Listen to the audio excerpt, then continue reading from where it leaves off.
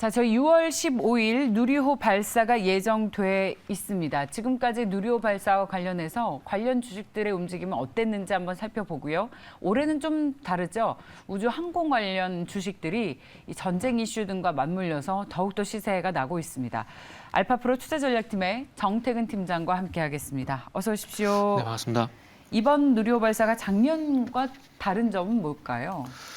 네, 일단은 뭐 단순히 이제 쏘아 올리는 것이 아니라 이제 우리가 로켓을 쏘아 올리는 목적은 결국 인공위성이라고 좀 봐야 될 것 같은데, 뭐 실제 작동 가능한 인공위성을 이제 탑재를 해서 이제 그거를 궤도 위에 올리는 이게 목적이기 때문에 1차 때는 어쨌든 성경 목표 그러니까 궤도에 도달시키는 게 일단 목표였다라면은 2차 같은 경우에는 이제 궤도에 도달을 하고 난 이후에 그 궤도에 이제 우리가 실용적으로 이제 사용할 위성들을 이제 안착시키는 게 이제 목적이라 좀 보시면 될 것 같습니다. 그래서 일단 어쨌든 이 임무수행이 가능한 위성을 올린다는 것 자체가 정말 그 신기원의 우리가 새로운 영역으로 일단 진입을 한다라고 좀 보시면 좋을 것 같고, 그래서 지금 화면에 보신 바와 같이 이제 6월 15일 날 오후 4시에 발사할 예정인데, 참 이게 관심도가 상당히 높은 사업이라 봐야 될 것 같습니다. 앞으로 뭐 이 우주항공 사업 같은 경우는 계속해서 이제 우리나라뿐만 아니라 글로벌 전반적으로 관심을 가지는 사업 영역이기 때문에 아마 이거를 만약 성공을 하게 된다라면은 상당히 좀 주목을 받지 않을까라는 부분들을 좀 말씀드릴 수 있을 것 같습니다. 그래서 2년간 임무 수행이 가능한 큐브 위성을 4대 포함을 한다는 얘기를 하고 있기 때문에 이런 부분이 또 이제 궤도에 도달하고 난 이후에 작동이 또 제대로 되는지 여부도 아마 추후적으로 테스트를 하지 않을까라는 말씀을 좀 드릴 수가 있을 것 같습니다. 이번 누리호 발사가 두 번째입니다. 발사의 기술적인 특징은 무엇인지 궁금한데요. 주식시장에서 어떤 기술적인 면에 주목을 하고 있습니까? 가장 큰 카테고리는 그건 것 같아요. 독자적인 기술. 그러니까 그동안 어떤 엔진 기술 같은 경우에 뭐 추진체 같은 경우에도 러시아에 상당히 많이 의존을 하는 그런 부분들이 좀 있었는데, 네. 이제 그런 부분들 없이 독자적으로 이제 다 진행을 한다라는 것들이 일단은 주목을 좀 받고 있는 것 같습니다. 그래서 이 독자적인 기술을 가지고 이제 그 위성을 쏘아 올린다는 그런 연유 때문에 조금 1번 질문에서 말씀을 드렸듯이 좀 많이 주목을 좀 하고 있는 것 같고요. 그래서 이런 주목을 좀 받고 있다 보니까 아마 여기에 좀 그 참여했던 기업들이라든지 그리고 정부기관 같은 경우도 상당히 좀 부담이 많이 되지 않을까라는 말씀도 좀 드릴 수가 있을 것 같습니다. 하지만 성공을 하게 된다라면은 그만큼 또 위상이 올라가는 부분들이 있기 때문에 상당히 긍정적인 부분도 이에 따라 좀 볼 수가 있을 것 같습니다. 그래서 만약에 서두에 말씀드린 대로 실제 작동하는 이 인공위성을 이제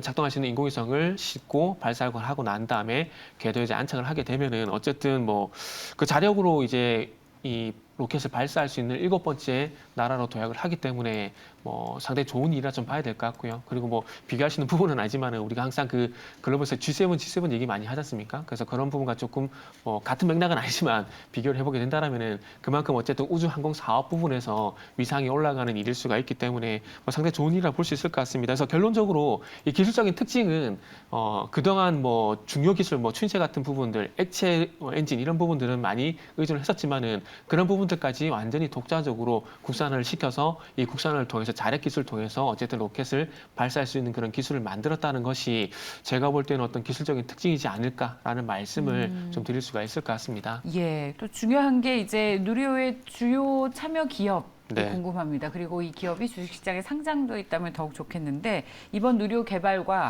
발사에 참여한 국내 기업들, 그러니까 이른바 앞으로 K-인프라 구축에 중요한 역할을 할 기업들이 어디가 있는지, 누리호의 주요 참여 기업은 어디입니까? 네, 일단 주요 참여 기업들 같은 경우는 잘 아시는 기업들이 상당히 많습니다. 대표적으로 카이라고 하죠. 한국항공우주. 이런 기업들을 좀 보게 된다라면은 가장 좀 좋을 것 같고요. 그러다 보니까 이제 여기에 참여한 기업들이 상당히 좀 많습니다. 지금 화면에 보신 바와 같이 일단은 뭐 이 총조립, 그러니까 로켓의 어떤 마지막에 조립을 하고 있는 한국항공우주 이렇게 좀 봐야 될 것 같고요. 그리고 아마 이번에 추진체 관련해서 엔진 관련해서도 상당히 많이 관심이 있을 것 같습니다. 액체 엔진 같은 거 마찬가지인데, 그래서 하나라는 기업이 일단 큰 역할을 좀 하지 않았을까라는 좀 생각이 들거든요. 지금 화면에 보신 바와 같이 뭐 추진 기관지 엔진, 유도 제어 및 뭐 전자 시험 설비 구축 이런 부분들인데, 결국 중요한 건 엔진이라고 보시면 될 것 같습니다. 그래서 이 액체 로켓 기술을 얼마만큼 또 완성도를 높였느냐. 1차 발사 때 아무래도 이 3단 분리 부분에서 이 자체 엔진이 제대로 구동되지 않다 보니까 일단 실패로 끝이 났었는데 그런 부분들을 최종적으로 완성시키는 것들이 어쨌든 엔진이기 때문에 요 화면에 나가고 있는 부분들을 보게 된다라면은 일단 한국항공우주 같은 경우는 상당히 기대가 되는 부분도 있지만 결국엔 하나라는 기업이 앞으로는 큰 역할을 하지 않을까라는 말씀 좀 드릴 수 있을 것 같고, 그러니까 발사를 그러니까 순수하게 로켓 그리고 로켓을 발사를 한다 그런 관점에서 보게 된다라면은 뭐 저 개인적으로는 한국항공우주보다는 아무래도 한화 이걸 좀 봐야 되지 않을까라는 말씀 드리고 싶고요. 그 외에도 뭐 화면에 보신 바와 같이 뭐 현대중공업이라든지 그리고 현대로템 이런 기업들이 있고요. 그 외에도 뭐 삼성화학이라든지 신성ENG, 계룡건설, 반양ENG, 하이로코리아 같은 여러 가지 기업들이 있습니다. 기업들이 있지만 이건 아마 전문가들의 성향이라든지 그리고 이 전문가분들께서 어디에 포커스를 맞추냐에 따라서 아마 이 타픽이란지 그리고 수혜주에 대한 부분 좀 분류가 될 가능성이 높다라 좀 보시면 좋을 것 같습니다. 근데 저는 서두에 말씀 좀 드렸듯이 어쨌든 이 순수하게 로켓 쪽에서 보게 된다라면은 어쨌든 액체 엔진이란지 그리고 발사라든지 이런 부분을 보게 된다라면은 저는 하나 에어로스페이스란지 하나를 좀 봐야 되지 않을까라는 말씀 좀 드리고 싶네요. 팀장님께서 꼽으시는 누리호 탑픽은 뭐예요? 이제 좋게 보고 있는 부분들은 방금 말씀드렸듯이 이제 순수하게 로켓을 봐야 되니까 로켓 쪽을 보게 되면은 이제 뭐 하나라든지 하나 에어로스페이스에서 말씀드렸는데 1차 발사와 2차 발사 때 틀려진 부분들은 단순히 이제 발사 성공이 아니라 이제 발사하고 난 이후에 궤도에 안정적으로 이제 이 실용 그러니까 사용 가능한 위성을 좀 안착시키는 게 최종적인 목표인데 그럼 실제 작동 가능한 인공위성 그러니까 탑픽 그러니까 순수하게 발사에는 하나겠지만은 이 인공위성 쪽으로 또 시선을 돌리게 된다라면은 아무래도 사용 가능한 그 위성 여기 포커스를 맞춰 보게 되면 AP 위성을 좀 봐야 되지 않을까라는 말씀 좀 드리고 싶거든요. 그래서 AP 위성 같은 경우는 잘 아시다시피 위성통신 단말기 제조업체인데 이번에 실증 그 성능 검증 위성이 가능한 이 위성을 말 그대로 장착을 하게 되는데 여기에 총 조립을 AP 위성이라는 회사가 담당을 했습니다. 그렇기 때문에 이 네 개 사용 가능한 위성에 포커스를 맞춰보게 된다라면은 AP 위성 같은 경우도 마찬가지로 좀 관심을 가져야 되지 않을까 생각이 들고요. 그리고 이런 얘기를 드린 이유는 잘 아시겠지만 또 수혜주로서 어떤 관점이 있기 때문에 뭐 AP 위성을 좀 말씀을 드릴 수가 있을 것 같습니다. 그래서 어쨌든 그 이 위성통신 단말기 제조를 하고 있으면서 이번에 좀 도움이 되는 이번에 장착을 하고 있는 위성에 좀 도움이 될 만한 부분들은 어쨌든 위성에서 영상을 지상으로 전송하는 기기를 개발을 하고 이게 어쨌든 장착이 돼야 됩니다. 근데 그 기기를 개발하고 장착하는 이 임무라 해야 될까요? 이 임무 같은 경우에는 AP 위성이 담당을 했기 때문에 위성에 포커스를 맞춰보게 된다라면은 아마 이번에는 AP 위성이 조금 수혜주가 되지 않을까라고 말씀을 좀 드릴 수가 있을 것 같아요. 최근에 어쨌든 뭐 차트적인 부분도 보게 된다라면은 작년 12월 달부터 좀 봐야 될 것 같습니다. 작년 12월 달부터 어쨌든 추세는 중간에 뭐 등락이 있긴 하지만 그럼에도 불구하고 어쨌든 추세는 여전히 우상향이라는 부분들을 좀 보게 된다라면은 뭐 추세도 현재 괜찮다고 봐야 될 것 같고요. 그리고 오늘 뭐 4%까지 조정이 나오고 있는 부분들인데 요거는 뭐 시장 영향이라 좀 봐야 될 것 같습니다. 현재 오늘 시장이 뭐 코스피도 2.7%, 지금 코스닥도 3%가량 하락을 하고 있기 때문에 시장의 영향에 의한 어떤 일시적인 어떤 등락이라 좀 봐야 될 것 같고요. 그래서 만약 시장이 좀 안정을 좀 찾게 된다라면은 오늘의 이 하락이 다시 원래 추세로 돌아갈 가능성이 있기 때문에 뭐 크게 염려하실 부분은 없지 않을까라는 말씀도 좀 추가적으로 드려보도록 하겠습니다. 지금 조립동에서 1단에서 3단 조립과 또 기술적인 점검 마무리가 됐고요. 그런데 이 변수가 있습니다. 네. 발사 전날에 만약에 강한 비가 내린다면, 그래서 지연이 된다면, 네네. 그러면 또 주식시장에서도 실망 매물이 나올 가능성도 있고, 사실 발사가 된다고 해도 재료의 소진으로 받아들일 수도 있고, 뭐 이런 여러 가지 리스크도 함께 존재하는데, 만약에 누리호 발사가 이런 우천시 지연이 된다면 그러면 어떨까요? 지연될 가능성도 염두에 두면서 투자하고 계십니까? 네, 그런 부분을 봐야 될 것 같아요. 정말 중요한 지적을 좀 해주셨는데 그렇게 말씀을 한 게 정말 맞다고 생각이 드는 것들이 아직 우주항공 같은 경우는 산업이라기보다 물론 산업 맞습니다. 산업이라고 봐야 되겠지만은 이 테마 시장의 어떤 시가총액 측면에서 좀 보게 된다라면은 아직까지는 조금 테마적인 접근을 해야 되지 않을까라고 생각을 하고 있습니다. 뭐 제 개인적인 생각입니다.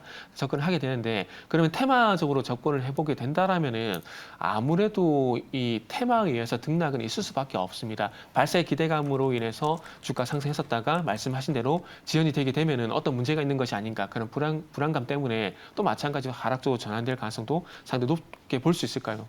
볼 수 있고요. 그리고 다시 또 발사를 한다는 얘기 나오게 되면은 또 거기 기대감에서 또 상승이 나올 가능성이 있겠죠. 그런데 만약에 이런 부분들이 많이 반복이 되게 된다라면은 어떤 재료에 대한 어떤 신선도는 떨어질 수밖에 없을 것 같습니다. 그렇기 때문에 이번에 성공하는 게 가장 좋은 시나리오를 봐야 될 것 같고요. 그리고 질문하신 거에 대한 대답을 좀 해보자면은 이 지연에 따른 어떤 테마 등락은 있을 가능성이 있기 때문에 뭐 너무나 당연한 얘기지만은 조심을 할 수밖에 없다라 봐야 될 것 같습니다. 그래서 지금은 뭐 기상적인 요건 외에는 큰 변수는 없다라고 좀 생각을 하고 있는 상황이고요. 그리고 만약에 뭐 기상 때문에 지연이 된다라고 하더라도 이게 뭐 엔진 결함이라든지 추진체 결함이라든지 뭐 기술적인 문제라든지 이런 부분들이 아니기 때문에 제가 봤을 때는 뭐 발사에는 큰 영향이 없다라고 생각이 들고 단지 기상적인 조건들 뭐 지상풍 조건, 고층풍 조건, 뭐 낙뢰라든지 이런 부분들은 부가항적인 영역이기 때문에 뭐 그럼에도 불구하고 조금 긍정적으로 봐도 되지 않을까라는 말씀을 좀 드리고 싶습니다. 자, 저희 그 롬버스님께서는 누리호 관련주는 이미 고점이다. 진입하기에는 좀 조심해라라는 의견도 주시고요. 많은 분들이 채팅 참여도 활발하게 해주고 계십니다. 자, 저희 보내드리기 네네. 전에 오늘 우리 주식시장에서 모든 종목이 하락하고 있지만 이건 좀 너무 심했다. 너무 심했다라고 하는 종목군들 위주로 좀 살펴보려고 합니다. 먼저 하이브를 좀 볼까요? 하이브가 오늘 10%의 하락세를 나타내고 있습니다. BTS가 지난 금요일 날 신곡을 발표해서 하루 만에 200만 장 넘게 팔렸다고 하고 또 K-팝 음반도 이제 1000만 장 판매해서 이른바 엔터 르네상스가 도래했다라고 했는데 이 정도의 호재면 주식시장에서 다른 종목들처럼 상대적으로 선방해야 될 만한 네. 재료가 아닌가 싶은데 오늘 10% 가까이 빠진 건 좀 너무한 것 같습니다. 정태근 팀장님 어떻게 분석하면 좋겠습니까? 저는 개인적으로 하이브 같은 경우에 뭐 시장 자체적인 문제도 있고요. 그리고 종목 자체적인 문제도 복합적으로 저는 작용이 된다라고 생각을 합니다. 저는 개인적으로 물론 뭐 BTS의 비중이 많이 줄어들긴 했지만 그럼에도 불구하고 우리가 아시겠지만 하이브 얘기할 때 BTS 얘기를 빼놓고 할 수는 없는 부분들이 분명히 좀 있거든요. 그렇기 때문에 BTS 현재 군입대 문제 계속해서 불거지고 있는 상황인데 그런 상황들 속에서 오늘 시장이 좀 급락을 하다 보니까 소위 말하는 엎친 데 덮친 격으로 낙폭이 좀 더 많이 확대가 좀 되는 것이 아닌가라고 좀 볼 수가 있을 것 같습니다. 그래서 조금 전에 보셨듯이 뭐 AP 위성 같은 경우는 한 4% 하락을 했는데 AP 위성 같은 경우는 아직까지 어쨌든 뭐 종목이나 업종에 대한 그런 악재는 없는 상황이거든요. 순수하게 어찌 보면 시장에 영향을 받는 부분들이 있기 때문에 뭐 4% 낙폭이 나온다고 생각이 들고 뭐 하이브 같은 경우는 좀 전에 말씀드렸듯이 만약 시장 자체 문제였다라면은 뭐 제가 봤을 때 10% 정도 하락은 나오지 않은 것 같아요. 그래서 말씀하신 것처럼 이렇게 좀 과도한 낙폭이 나오는 부분들은 제 개인적인 의견을 좀 드리자면은 네. 시장적인 어떤 연유와 그리고 종목 자체 어떤 연유가 복합적으로 저는 작용이 된다고 생각이 듭니다. 그리고 이번에 그 엔터주 같은 경우는 리오프닝 얘기가 나오게 되면서 기존의 앨범 판매 플러스 알파가 되는 부분이 두 가지 요인이 있었는데 하나는 오프라인이고 하나는 NFT 관련된 신사업이거든요. 그런데 이런 기대감이 있었는데 이런 기대감들이 실질적으로 매출이란지 그리고 이런 부분이 주가에 영향이 좀 없다 보니까 네. 제가 볼 때는 또 하이브가 좀 다른 종목들 대비해서 낙폭이 좀 크게 나온 게 아닌가라고 말씀드리고 싶네요. 네. 자, 그리고 현대차입니다. 저희 현대차에 대해서 긍정적인 시각을 주신 전문가분들도 상당히 많았었는데 6% 가까이 떨어지면서 17만 4천 원입니다.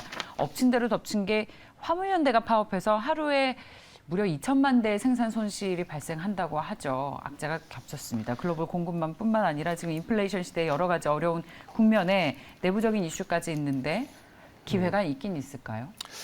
요거는 일단은 저는 시장 영향이 좀 크다라고 좀 봐지는데요. 왜냐하면은 지금 인플레이션 문제가 어쨌든 시장에 악재가 되고 있지 않습니까? 그러면은 결국 이 인플레이션 문제로 이제 자이언트 스텝을 진행하게 되고 자이언트 스텝을 결국 진행한다라는 부분들은 기대 인플레이션을 어쨌든 잡겠다는 얘기거든요. 이 기대 인플레이션 간단하게 생각하시면 됩니다. 결국 소비를 일단은 일시적으로 잡겠다라는 얘기입니다. 그러면 지금 잘 아시겠지만은 소비를 일시적으로 잡게 된다라면은 그 소비 지금 인플레이션과 가장 문제가 되고 있는 부분이 변동성이 큰 부분이 에너지와 그리고 이제 식료품이지 않습니까? 그러면 이 에너지 같은 경우 결국 휘발유라든지 경유와 연결되는 부분들인데 이런 부분 문제가 되는 것은 꼭 결국 자동차와 연결될 수밖에 없는 부분들이거든요. 그러면은 이 인플레이션 문제는 결국 자동차 같은 경우는 소비와 연결시켜 보게 된다라면은 자유로울 수는 없다라고 좀 봐집니다. 그렇기 때문에 현대차 같은 경우는 저 개인적으로는 최근의 흐름을 보게 되면 저는 18만 원 전후에서 바닥을 다지고 있는 상황들 속에서 참 안타깝게도 시장 영향을 좀 받고 있다라는 말씀드리고 싶네요. LG전자는 52주째 신저가를 기록하고 있습니다. LG전자 지금 저희 방송 보시면서 하이브, 현대차 그리고 LG전자 모두 그래도 이 정도 가격대 오면 사야겠다라고 하시는 분들도 꽤 계세요. 그런 측면에서 보시는 분들께 뭐라고 조언해 주실 수 있을까요? 뭐 가격적인 변동성은 어쩔 수 없는 부분인 것 같습니다. 그거는 뭐 판단하신 분에 따라 다 틀릴 수밖에 없고 그 판단이 맞다 틀리다라고 좀 말씀드리기엔 좀 무리가 있는 것 같습니다. 하지만 조금 주가가 좀 과하게 빠지는 부분이 있다라고 좀 말씀드리고 싶고요. 그리고 요거는 두 가지 측면에서 간단하게 좀 말씀을 드리면 첫 번째는 이게 지금 스마트폰 사업부를 어쨌든 제가 좀 속된 표현을 쓰겠습니다. 이걸 좀 버리게 되면서 어쨌든 전장 사업을 이제 새로운 캐시카우 역할을 하기 위해서 좀 부각을 시키고 있는데 뭐 LG 엔솔이란지 그리고 LG 디스플레이도 마찬가지만은 죄송합니다. LG 화학이란지 그리고 LG 에너솔루션과 비교를 해봤을 때 주된 캐시카우 신사업적인 측면에서 봤을 때 주된 캐시카우 역할을 할 만한 부분이 부재다라는 게 제가 봤을 때 가장 큰 악재라고 좀 봐지고 이건 종목 자체적인 영향이고요. 그리고 LG전자 같은 경우는 현대차와 마찬가지로 소비 쪽에 타격을 받게 되면은 이 종목은 가장 크게 타격을 받을 수밖에 없을 것 같아요. 왜냐하면은 가전이라든지 TV가 주력이지 않습니까? 그래서 그런 부분들 때문에 제가 봤을 때는 LG전자 같은 경우도 뭐 시장 영향을 좀 받고 있다라고 좀 보는 게 맞을 것 같습니다. 예. 자, 오늘 저희 함께 해주신 분은 알파프로 투자전략팀의 정태근 팀장이었습니다. 고맙습니다. 네, 감사합니다.